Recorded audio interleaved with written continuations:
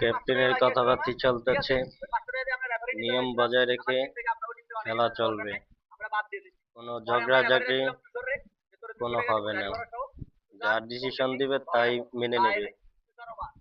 অনেক দুটো লোক আছে যারা খেলা সম্বন্ধে ভালো বোঝে, তারা থাকতো না। তারপরে রেফারি দিতে আমরা সোহেল আর আঙ্গুর, সোহেল হয়তো একটু ভালো বোঝে, আঙ্গুর আছে, সোহেলরে দিচ্ছি। আপনাকে সমস্যা হলে সোহেলরে সরাই আপনারা সবাই সোহেল যেটা দেবো ওইটা, ঠিক আছে?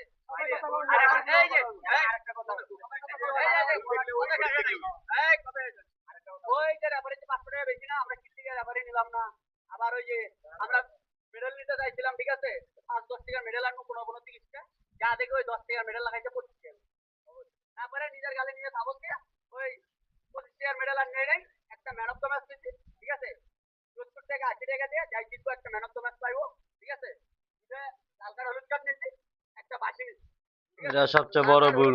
বাসি তিনটে পড়তো 150 টাকা, আর ওদিকে কত 80 টাকা বা 70 টাকা ধরেন, গাড়ি ভাড়া আচ্ছা 70 টাকা 220, এটি হিসাবে আগে, এটি আগে খেলার আগে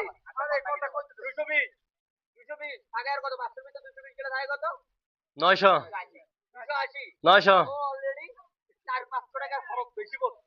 ওরা আপনাকে হিসাব দিব, ঠিক আছে, তারপরে ওরা হিসাব দিব, এরপর আপনাকে আমরা মানে বাদ বাকি হিসাব দিব।